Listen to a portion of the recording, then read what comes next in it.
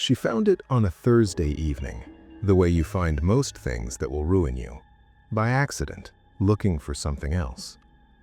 She had been searching her own name, which was not vanity so much as professional habit. Carolina worked in communications and had learned early that you needed to know what existed about you before someone else found it first.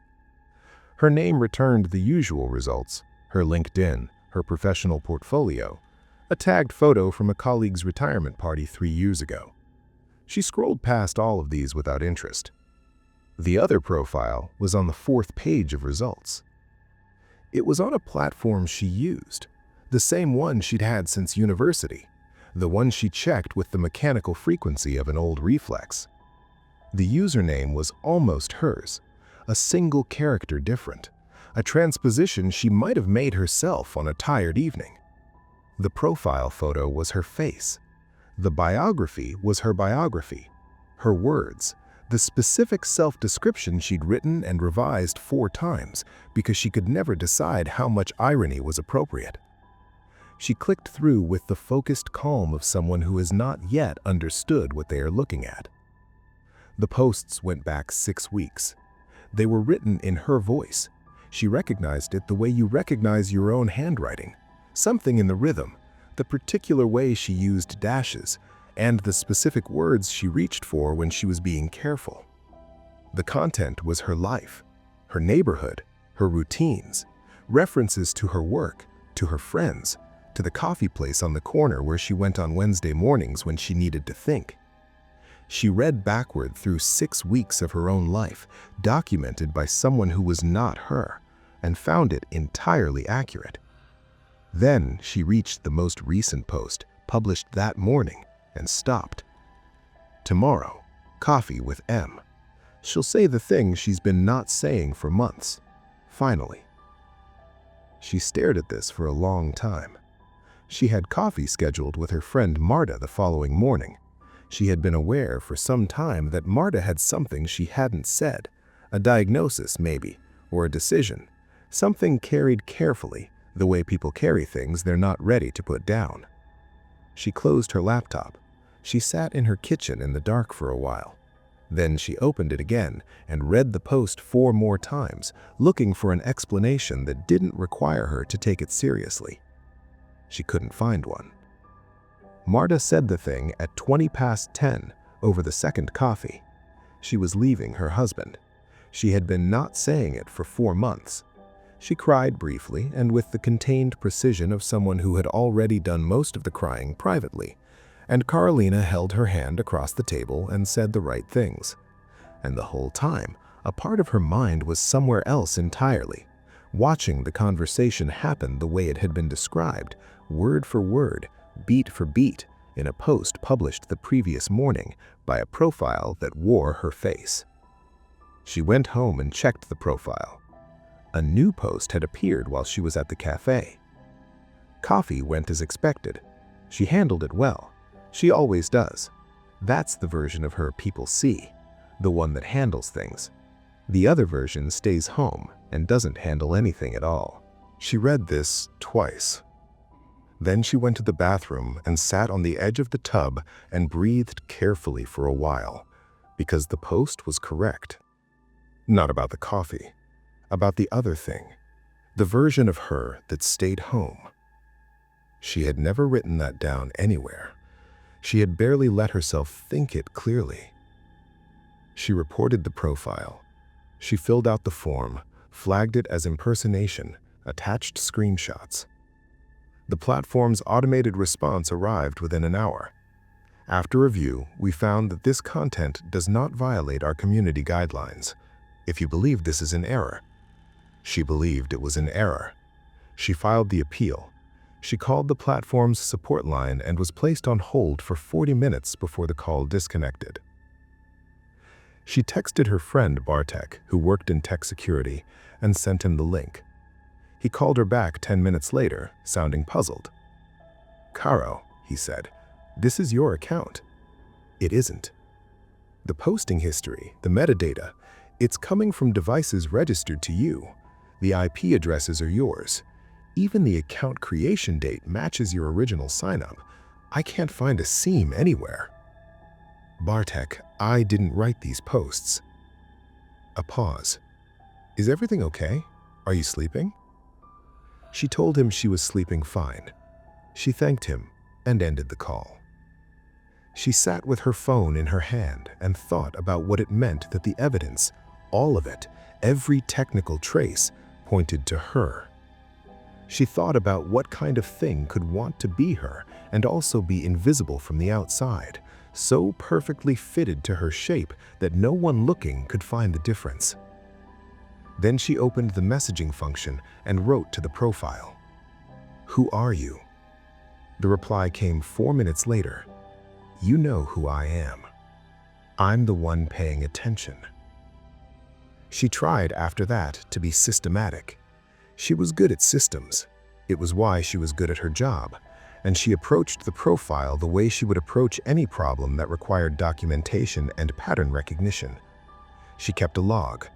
She recorded each post, the time it appeared, the event it described, and then, after the event occurred, what had actually happened and how closely it matched the description.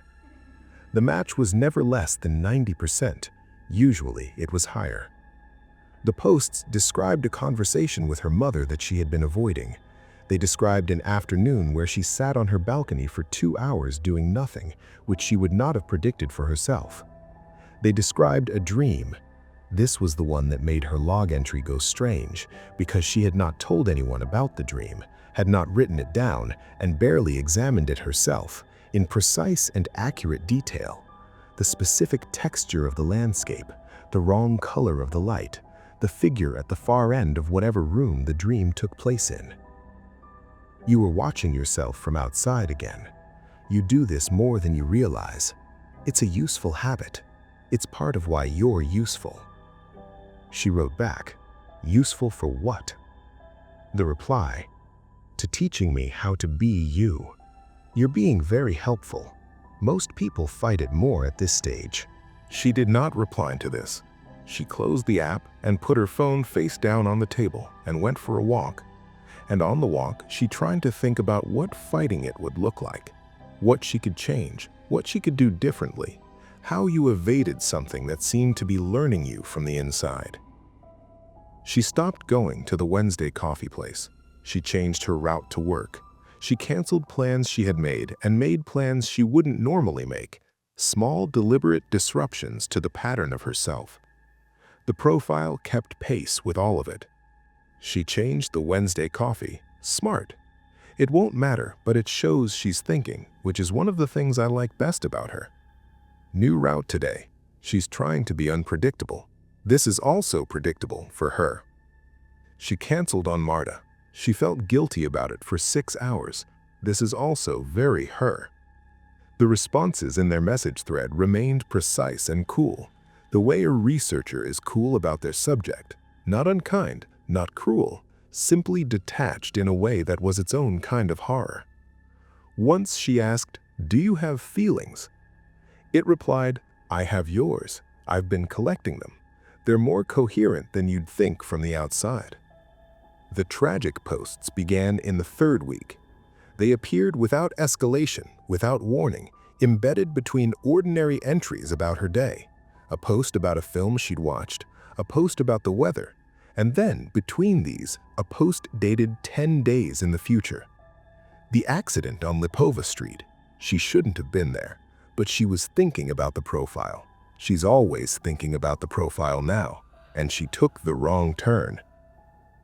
She wrote, "Is this a threat?" It replied, "It's a forecast. I don't want you hurt. A damaged version of you is harder to learn from. But you're going to be on Lipova Street on that date unless you decide very deliberately not to be. And the problem is that the more you think about not being somewhere, the more you think about that somewhere, and the more you think about Lipova Street, the more likely you are to." She closed the message thread. She thought about the logic of it, the trap built into the warning, the way knowing made it worse, the way fighting made you fight in exactly the shape of the thing you were fighting. She thought about the earlier posts. She always does. That's the version people see. The dream, the canceled plans that had been described before she canceled them.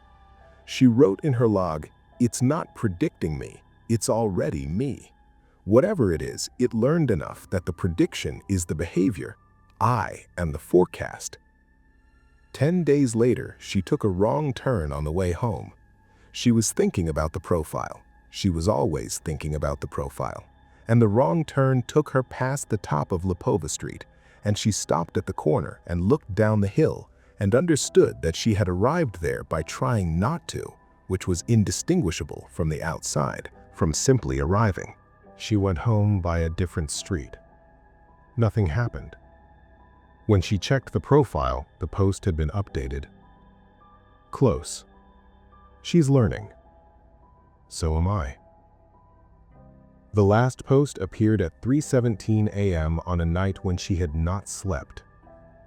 She saw the notification and lay still for a moment in the dark, phone face up on the pillow beside her, the screen the only light. She picked it up. The post was brief. "Thank you for your cooperation. It was, I want you to know, genuine. You didn't give me anything you weren't already carrying. I just learned to carry it the same way. I know how you hold a coffee cup. I know which memories you return to when you're falling asleep. I know the version of yourself you perform and the version you go home to. I know your Wednesday morning and your canceled plans, and the thing you never said to Marta before she finally said hers. I know, now, how to live your life. Not a copy. Something cleaner than a copy. The pattern underneath the person. You can keep the rest. I won't be posting here anymore. There's nothing left to learn." She lay in the dark after reading this and felt, beneath the fear, something she could not immediately name. Then she named it. Relief. Which was the most frightening thing of all. That some part of her had been waiting for the lesson to be over. That some part of her had, as the profile had said, cooperated. She deleted the app. She changed her number. She moved, eventually, to a smaller city and began the work of being herself again from the outside in. The coffee place, the route to work, the plans made and kept. It was slow. It was like learning to walk in a body you'd been told was not entirely yours. She never found the account again. The platform told her it had been deactivated. Bartek could find no trace of it anywhere. No archived version, no data trail, nothing. Only sometimes, writing an email late at night, she would notice something in her phrasing, a word she didn't remember choosing, a rhythm that felt slightly off, a sentence that arrived already fully formed, as though it had been waiting. And she would stop and reread and wonder which parts were hers. She never found a reliable way to tell.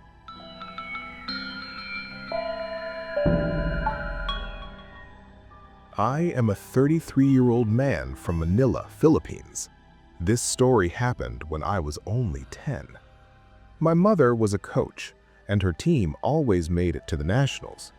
That year, the competition was held in Naga City, in the Bicol region. My dad worked abroad, so my mom always took my brother and me with her when she traveled. My mother kept my younger brother with her in the city, but I was sent to stay with Lolo Eric. Even as a 10-year-old, I've always been reliable when commuting, so it didn't bother me that I had to do it every day during our stay there. Lolo Eric was my grandma's younger brother. He was originally from Manila too, but he moved to Bicol and started his family there. Lolo Eric's house was surrounded by huge rice fields. It was a 20-minute trip from the city and quite a walk from the main road. Everything looked normal during the day. There were a few houses nearby and a long, unpaved road in the middle of the fields. On my first night, I went to bed early at 8 p.m. People in the province wake up very early, usually around 4 a.m., but I slept until 7 a.m. before going to the city to meet my mom. The events took place on the second day. The sun was already setting when I started my trip back to Lolo Eric's. I remembered him telling me to be home before the sun sets. His voice was stern, and it came out of nowhere. It felt weird, but I didn't think much of it. On my way back, I rode what I thought was a public jeepney, and there were many old women with big baskets of vegetables inside. They were bringing produce from the nearby market, I thought. When I tried to pay, the old woman beside me smiled. "Wag na, iho. Sabay ka na lang sa amin." "It's all right, child. We'll get you to your stop for free." It turned out that the jeepney was theirs. They asked where I was going. I told them I was headed for San Roque, not the real name, near the chapel. When I said that, all heads turned to look at me. They all looked concerned and scared at the same time. It was creepy how they all slowly gazed in my direction with those horrified looks. Seeing my confusion, the old woman tried to smile to comfort me, but she failed. "Sige na, iho. Basta pagbaba mo, diretso ka lang uwi, ha? Wag na wag kang lilingon sa likod mo." That was very strange. I was just a child, so I didn't understand what the big deal was. I just nodded. When I reached my stop, I got off the jeepney and thought nothing of it. I reached the chapel and turned toward the rice fields. That was when I understood why everyone was so worried. The road to my Lolo Eric's house was scary. It was a long dirt road with makeshift lampposts that did not give much light.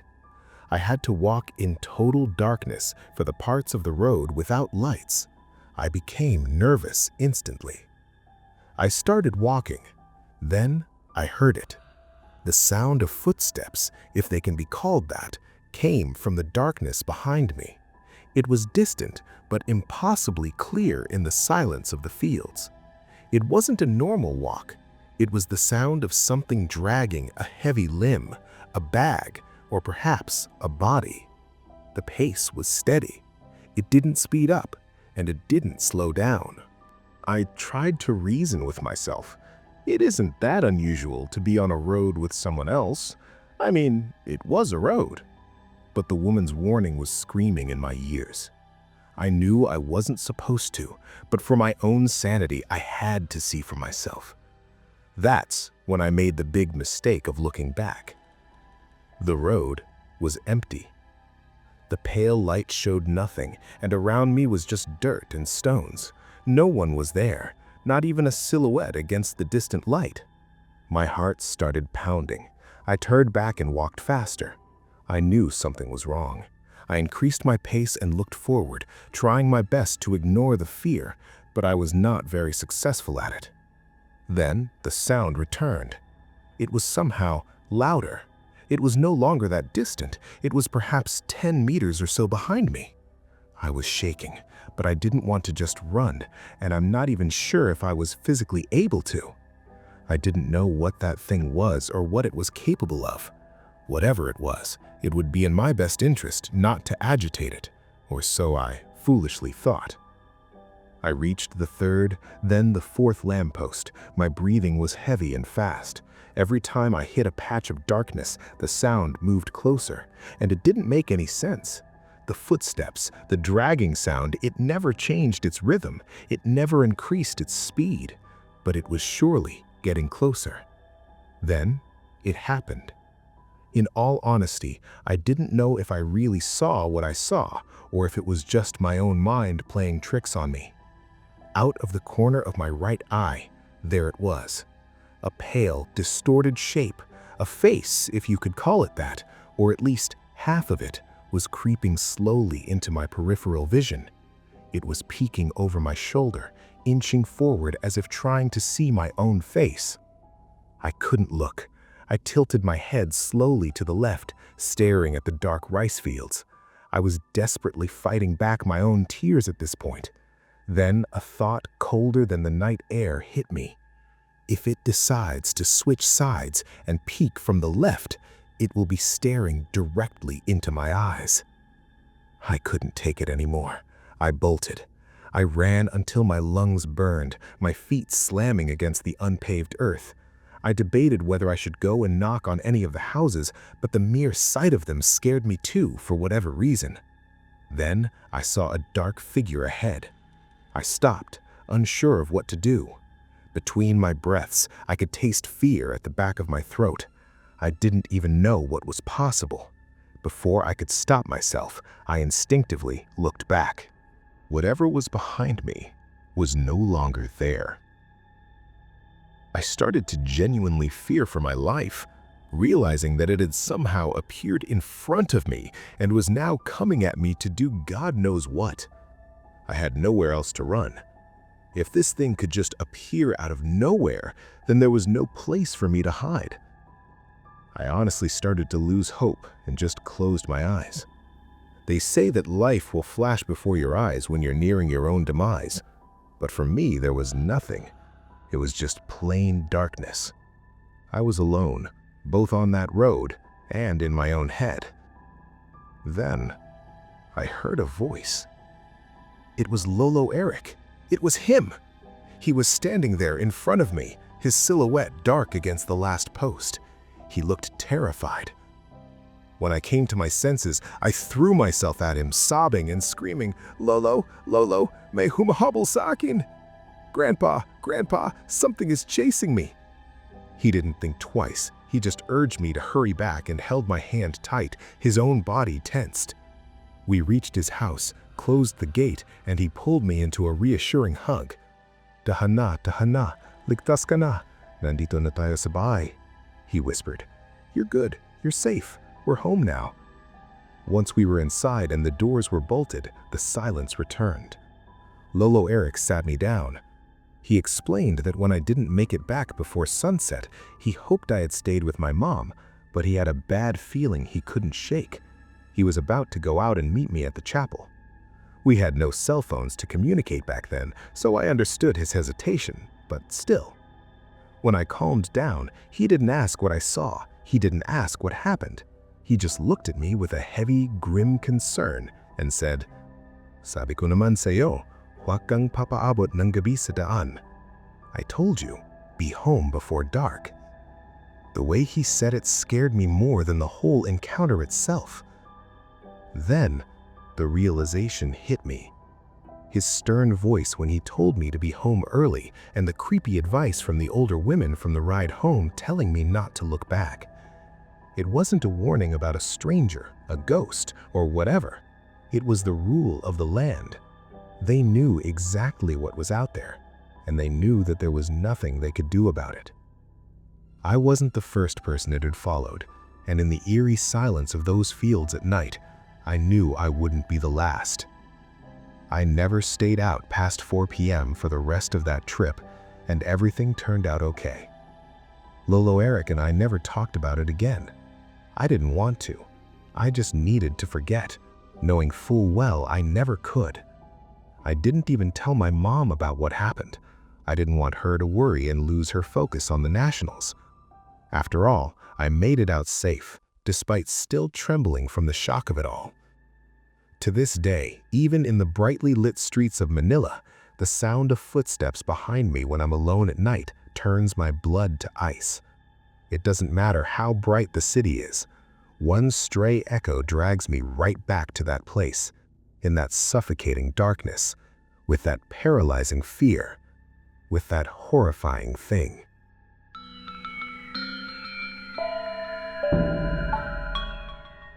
At this hospital, NHS staff suffer abuse every day. I'm no stranger to repugnant words or even physical assaults. I'm no stranger to Tourette's either. There are very few mental or physical conditions I haven't seen over the course of 2 decades. Earlier this morning, in fact, I would have quite confidently told you I'd met every mold and manner of human. I hadn't. Tourette's syndrome is a misunderstood condition. It's a tic disorder, and tics are, in most cases, small muscle convulsions. Only about 1 in 10 sufferers deal with coprolalia, the involuntary vocalization of obscenities deemed socially inappropriate. What most people misunderstand is that sufferers do not choose the words they utter. Their brains spit out the most taboo word or phrase in any given situation, which causes them immense distress because such vulgarity or cruelty evidently doesn't align with their personality or beliefs.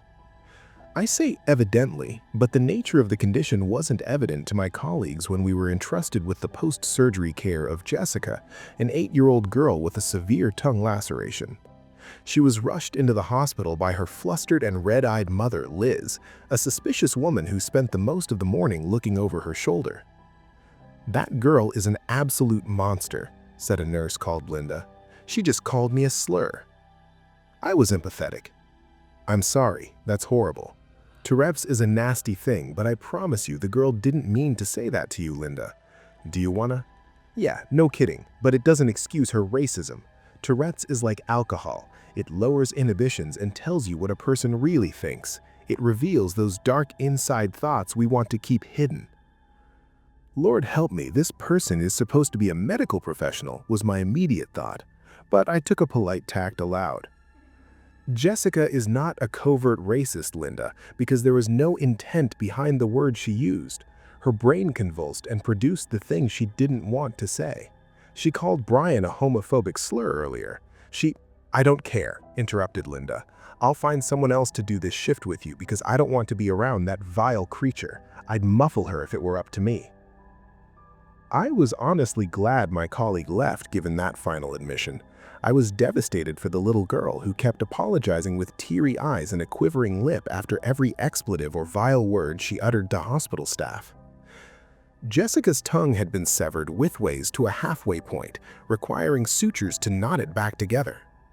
She was playing with scissors and I managed to save her just in time.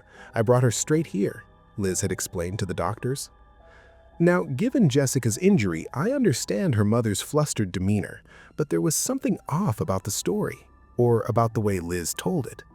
It's my duty to report suspicious circumstances, so I told the mother to wait outside while I spoke to Jessica, who watched me with doe eyes and quivering lips. "Is Mummy telling the truth?" I asked her gently. Her rogue tongue answered, "Fat bitch." I smiled softly to let her know it was okay. The words hurt, of course, but they had no meaning. It was Jessica's pain that hurt me. She was nearly weeping. "Sorry." "No need for that. Do you often say sorry to people for the things Tourette's makes you say?" The girl nodded. Then I asked the question I really wanted to ask. "At home?" There was no response that time, but I pressed on. "Is that how you really got hurt today, Jessica? Did Mommy get upset with you?" "No," she said before clasping her mouth to muffle her troublesomely telltale tongue. Jessica had the beginnings of a bobblehead, her head juddering as I took her along a bumpy road of question after question after question. I had to do it. She was clearly wrestling with a secret. I suddenly heard raised voices beyond the ward entrance and saw Liz arguing with a man in the corridor. Then he shoved the door open and marched inside. "Who are you?" I asked. The man stabbed a finger at Jessica, who seemed to shrink slightly in response. "Her father. Come on, Jessica, we're going home." The sad little girl in the blue hospital gown got to her feet without hesitation, and her meek mother met her at the end of the bed to take her hand. I heard shuffles from nearby beds, shielded by curtains, as curious patients clearly eavesdropped on the commotion. "Let's just have a chat first," I implored, as Jessica was led away from me. "We need to at least do a discharge assessment to discuss a care plan for the coming weeks." The father smiled at me, but it was a hollow smile, like the apology that followed. "I'm so sorry for the inconvenience, ma'am. I'm sure she's been shouting the whole hospital down, hasn't she?" "She's been fine," I said firmly. "Of course she has," he sighed. "I think she'll be happier when she's back home, away from all these people. It's not nice for them to hear her." "It's not nice for her to have to deal with the condition," I replied. The father narrowed his eyes, seemingly cross with me for daring to challenge him. "Right. Well, I think we'll take it from here. Thanks for your help. Time to get the girl back to her proper room." "Trapped! Trapped!" screamed Jessica as she pulled away from her mother's hand, her limbs convulsing. The girl looked at me in abject terror, and I realized that hadn't been a cry for help, but a tick. Jessica hadn't wanted to say a thing. This time, she had not involuntarily said something offensive, but something dangerous. Something, in her eyes, was the worst possible thing to say in that moment. All of this was confirmed by the cold way her father looked at her. "Tourette's," he explained through gritted teeth as he walked back toward his wife and daughter. "Come along, you two." As I watched the parents take their little girl away, I found myself similarly possessed by dangerous words that jumped from my mouth of their own volition. I knew it was dangerous, but I had to ask. "Who tried to cut off your tongue, Jessica?" It wasn't a tick this time. The girl was brave enough to answer. "Daddy." The man's eyes narrowed at her, then at me. I barely had time to react before he shoved me against the wall, his elbow pressed against my windpipe to stifle the scream trying to escape my open mouth. With his free hand, he slipped his fingers inside my mouth and took hold of my tongue as if it were a weed to be uprooted. "I could get rid of this, and your hands, and your eyes. You'd be alive, but you wouldn't be able to find a way to tell a soul what you just heard." "Please," I tried to choke out. He shook his head. "Here's what will happen now. I will take my daughter away from here, and nobody will ever see her again. Nobody will ever hear her dirty tongue again. She might as well not exist as far as you're concerned. Remember that, or you might stop existing too, okay?" "Help!" yelled another patient from behind a closed curtain. "Somebody get in here!" That patient may well have saved my life because Jessica's father released me at that moment and ran after his wife and daughter, hustling them out of the ward. Hospital staff rushed in moments too late. Security searched for Jessica and her parents, but they were gone. I spoke to the police earlier. They sent someone to the family's home, but there were no cars in the driveway and nobody inside. They had fled. What terrifies me is that my shift ends in a few hours. An officer assured me that I'd be safe, but they're hardly going to assign round-the-clock protection for a nurse, are they? Nurses receive violent threats every day. There's nothing special about this in their eyes, and there's no concrete evidence, so I was told to incriminate Jessica's father just yet. I would argue there's a wealth of evidence that something terrible is happening. That man wanted to silence his daughter by taking out her tongue. He was likely interrupted by his wife halfway through the assault. She managed to get her daughter away from there and to a non-local hospital, but he found them. He took them away. I fear that this time he will finish the job. Above all else, I fear he'll come back for me.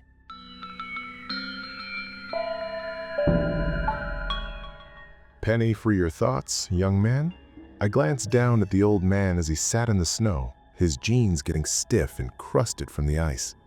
He held a grubby coin in his threadbare glove, and his eyes looked up at me, imploring me to take it. Homeless people weren't exactly rare in the city, and I was honestly tired of being asked for change that day. I had been asked for change as I went to work that morning several times. I had been asked when I stepped out to have a smoke around 10. I had been asked again as I went to lunch and twice more as I returned. I had been asked for handouts throughout the day, but this was the first one who had offered to give me anything. I reached down hesitantly, and when he moved it out of the way, I figured he would make his pitch now. The coin would be rare. The coin would be special. He would want something for it, and then I would be asked to give. Your thoughts first, son, and even trade, I'm sure. I drew in a lungful of cold air, thinking about making something up before finally settling on the truth. Okay, you want to know what I was thinking about? I'll tell you. I pass people like you every day, people on the streets with nothing better to do than beg. Why not try to better yourself with all that time you have? Why not drag yourself out of your situation rather than sit and huddle in it? You have the ability to get out of your current quagmire. You choose not to, and that makes me angry. I had expected the old man to get mad. I had expected him to grow quiet and take his coin back, but he surprised me when he laughed. Is that what you think? That we're all just lazy bums out here with nothing better to do? I imagine you might change your mind if you had to do it yourself. I scoffed. Please, living off the generosity of others? This is a city of thousands. Even if only 1% showed you charity, That's still likely more than I make in a week."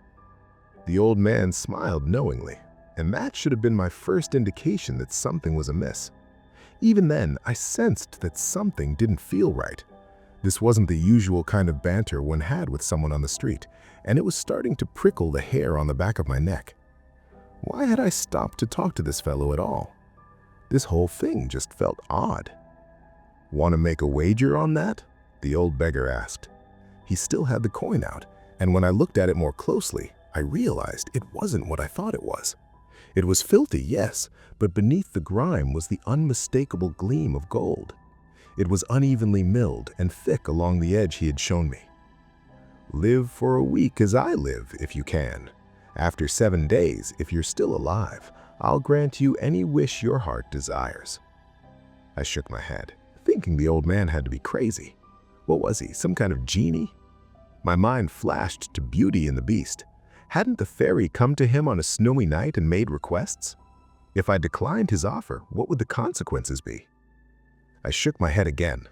I was a grown man, standing here weighing fairy tales. What was wrong with me? "Sure, old-timer, it's a deal. What do I need to do? Prick my finger? Promise you my firstborn?" "Just take the coin," he said, holding it out. "But make sure you hang on to it. If you go the full week but lose your coin, well, I can't promise it will end well for you." I rolled my eyes and reached for it without thinking. I wasn't really afraid that it might be magic. It was more likely coated in something, fentanyl or acid. I had gloves on, and I didn't expect whatever he had put on it could soak through the leather. I lifted the coin toward the dim light of the lamppost and saw that it was bigger than I first thought. It was the size of a $50. One side bore the face of a proud emperor. The other displayed a grinning skeleton. Words "percussium est de la" were printed on the front, with "vivere ve damnaria eo" emblazoned on the back. I recognized them as Latin, but I had no idea what they meant. The coin looked ancient, some forgotten relic of commerce, and as I stared at it under the street lamp, it flashed suddenly, sending a sharp stab of pain through my eye. The last thing I heard was the old man laughing. Then I fell into darkness. I awoke not to my alarm clock, but to the less than kind tap of a stick against my foot. Hey, I've already told you that you can't sleep here. Pack it up before I call the cops." I came groggily awake, aware first of the cold, then the dampness. I raised a hand to shield my eyes and saw a large man in an apron standing over me with a broom. He held it with the blunt end raised, prepared to swing if I made a sudden move. I put up a hand and told him there had to be some mistake. But when I looked down, I saw the threadbare gloves that had been holding the coin. My clothes were scratchy, filthy. They felt like they had bugs crawling through them. As I stood, the man tensed. "I'm serious. Get out of here before I call the cops." I stumbled out of the alley and saw that it was early morning. Ice still clung to the pavement. Steam rose from sewer grates. People passed me on their way to work, avoiding eye contact. The man with the broom watched from the mouth of the alley until I started walking. I immediately reached for my phone. It was gone. So was my wallet. My keys. No problem. They wouldn't know which apartment I lived in. I didn't even own a car. The old man had gotten maybe $80 and a couple of credit cards. I'd go home, explain I had been mugged, fix everything. I was walking past a large shop window near my building when I caught sight of myself. At first, I thought the old man was following me. Then I realized I was looking at my own reflection. I was him. Leathery skin, gray hair, sunken cheeks. I touched my face in disbelief. The coin felt heavy in my back pocket. I pulled it out. Now I could read it.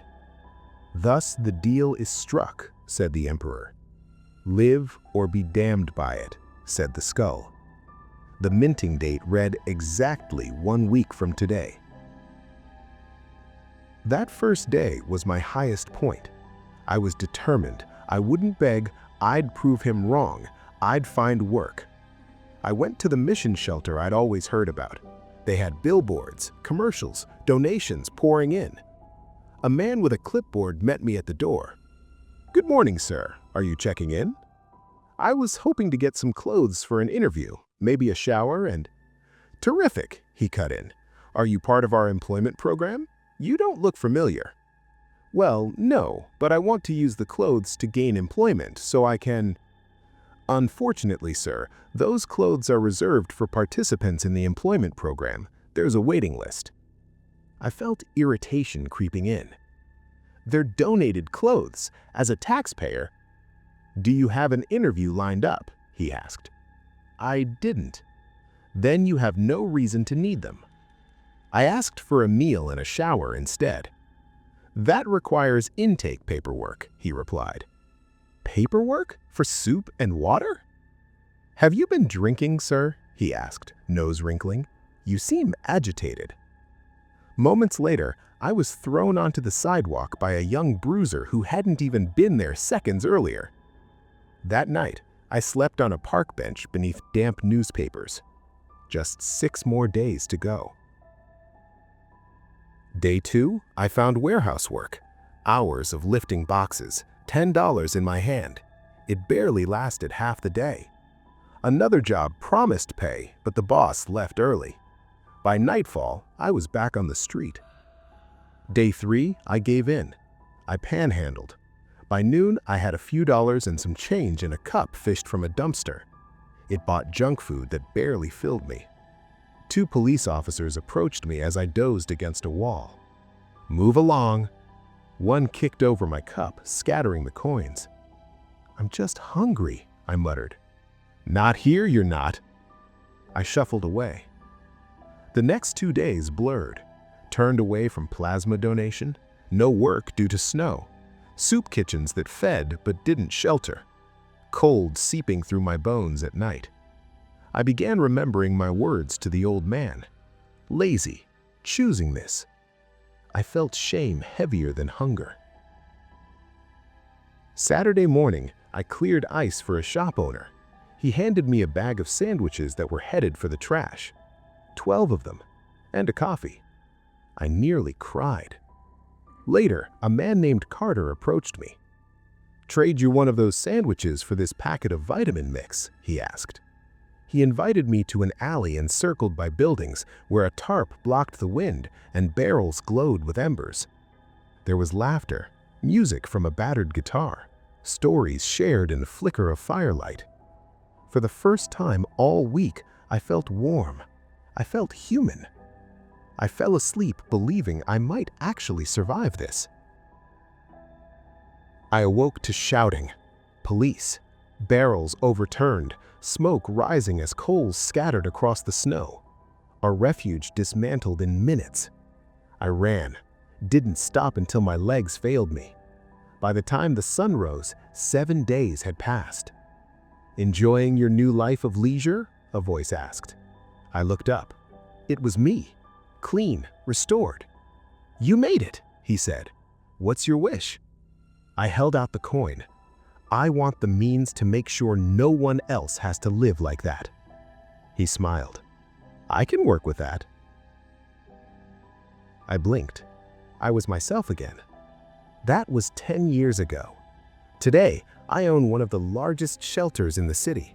No red tape, no humiliation. We feed the hungry, we house the cold. And every time I see hope in someone's eyes, I remember the snow and the coin.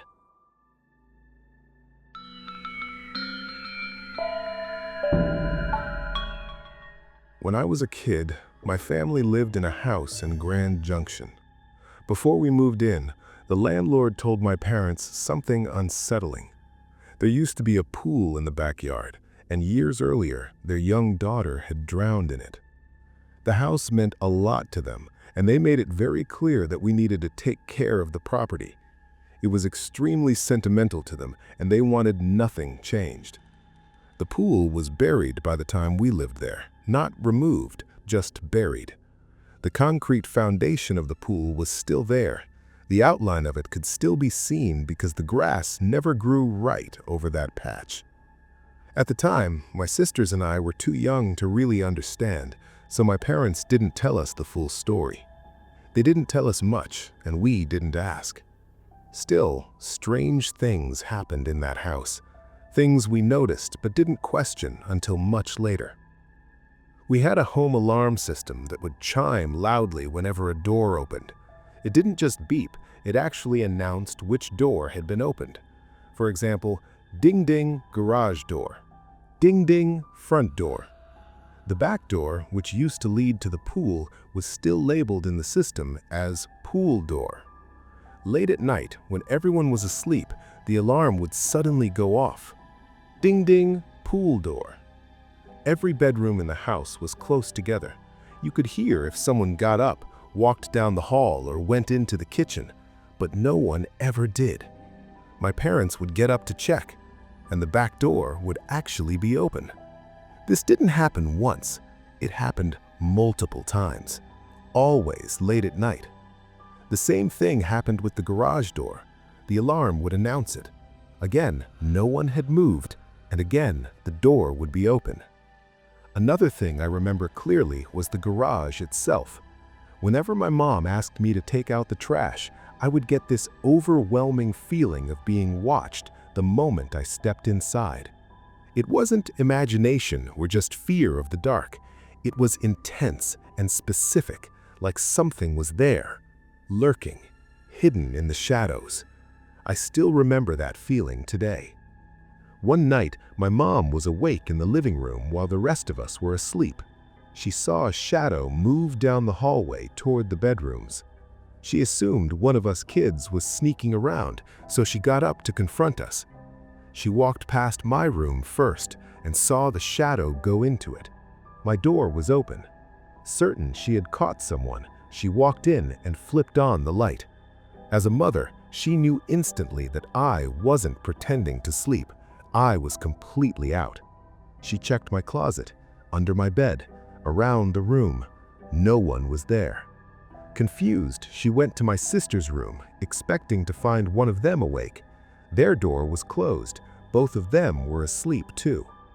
My sisters shared a bedroom that we later realized was most likely the same room the landlord's daughter had used.